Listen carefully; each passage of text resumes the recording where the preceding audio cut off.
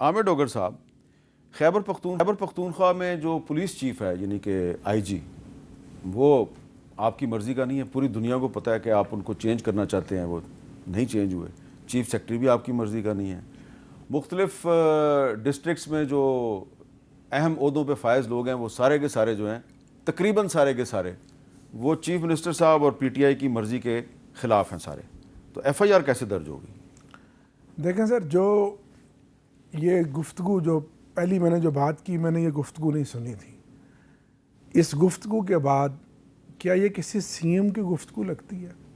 इसमें कितनी नफ़रत है, कितनी इसमें धमकियां हैं, कितनी इसमें फितनाबाजी है, कितना इसमें इंतशार है।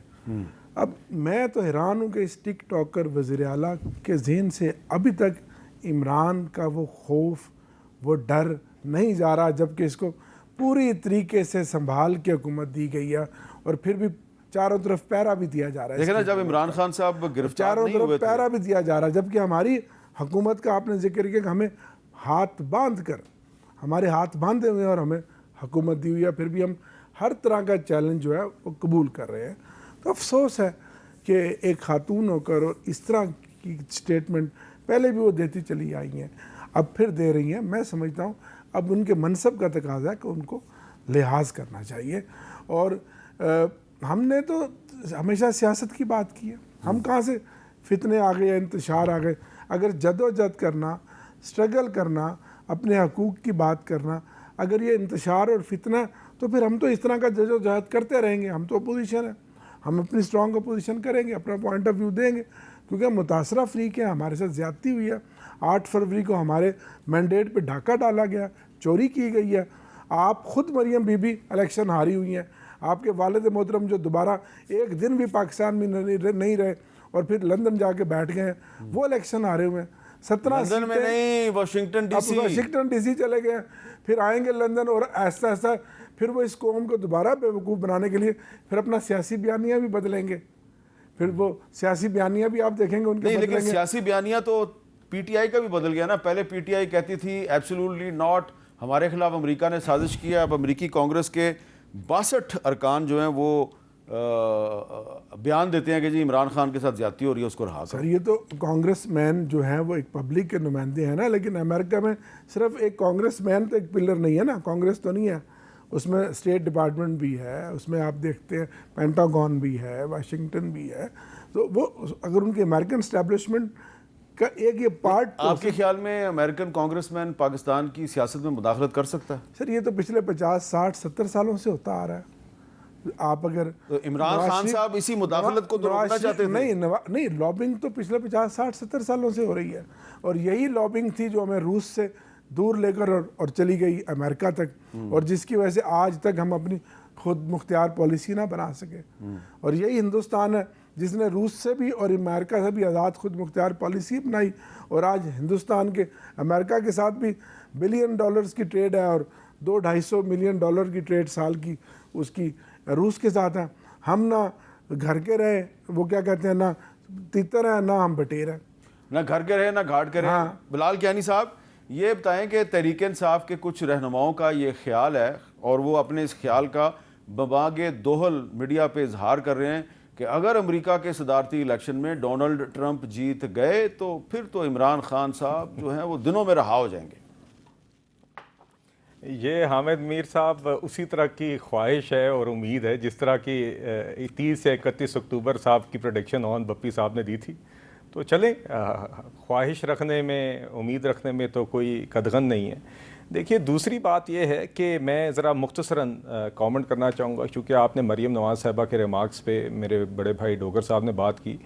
देखिए, मैंने आपको बताया कि बिल्कुल पॉलिटिकल एनार्की के ख़िलाफ़, पॉलिटिकल फितना के ख़िलाफ़ हम जंग लड़ते रहेंगे, और मेरे नज़दीक उनके अल्फाज में कोई ऐसी बात नहीं थी। मगर अगर आपने बात अब करनी है कि चीफ़ मिनिस्टर की गुफ्तगू का मयार क्या होता है, तो अली अमीन गंडापुर साहब तो काउंसलर के भी मयार पर उनकी ज़बान नहीं है। उनकी तो ज़बान किसी पब्लिक ऑफिस होल्डर या रुकन खैबर पख्तूनख्वा असम्बली के भी होने के काबिल नहीं है। आप आज अगर क्लिप चला सकें तो खैबर पख्तून जब उन्होंने इस्लामाबाद के जलसे पे स्टेज पे खड़े होकर जो ज़ुबान इस्तेमाल की थी सहाफ़ियों के लिए, ख़वातीन के लिए, फ़ौज के ख़िलाफ़, आइन के ख़िलाफ़, ऐसी गुफ्तगू है जो आप शायद बार बार TV पे भी ना चला सकें, और अगले दिन इन्हीं के पार्टी के अभी मौजूदा चेयरमैन गौहर अली खान को सहाफ़ियों के वॉकआउट के बाद अनकंडीशनल अपॉलॉजी करनी पड़ी। मगर इस जमात का आलम यह है कि गौहर अली खान की अनकंडीशनल अपॉलॉजी के बाद जब सहाफ़ी वापस आए तो उसी शाम को अडियाला जेल से इमरान खान साहब के बयानात आए रिपोर्टर से बात करते हुए कि अली अमीन गंडापुर ने जो बात कही है वो बिल्कुल सही है और अगर उसकी बातों के लिए कोई माफ़ी मांगता है तो वो बेशक जमात छोड़ जाए।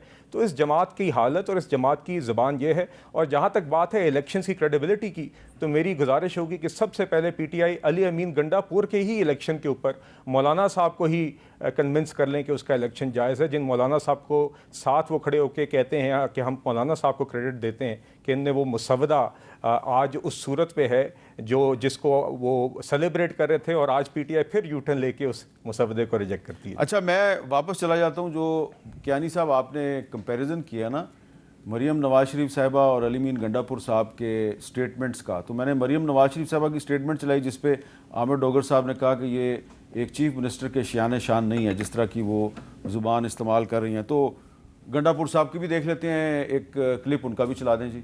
मरियम, मैं आ रहा हूँ, अगर मीनारे पाकिस्तान में इजाजत होगी तो ठीक है, वरना हमारे पठानों का असूल है हम ढोल भी लेके आते हैं, बारात भी लेके आते हैं।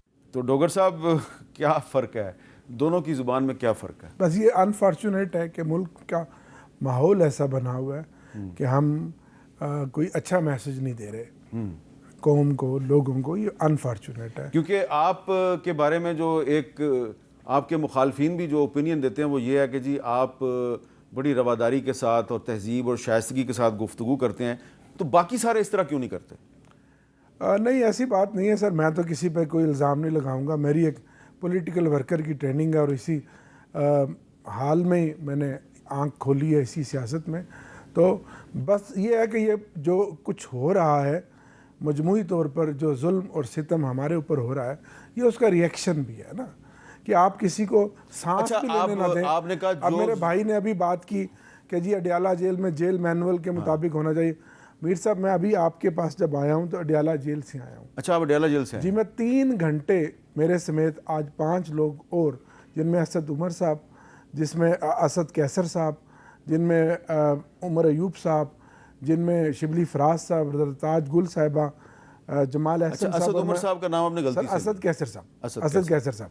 सर, ये 6 लोग जो खान साहब ने बुलाए थे पॉलिटिकल मीटिंग के लिए, आज 2 महीनों के बाद ये पहली बार उन्होंने पॉलिटिकल मीटिंग की इजाज़त दी थी। तो मीटिंग होगी आज? सर नहीं हुई ना जी, ये तो सर यही तो बात है। ओह अच्छा।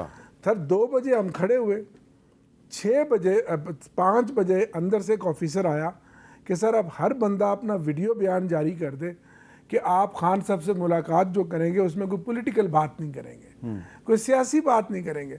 हम पॉलिटिकल लोग हैं, पॉलिटिकल वर्कर हैं और खान की पार्टी के अहम ऑफिस होल्डर्स हैं।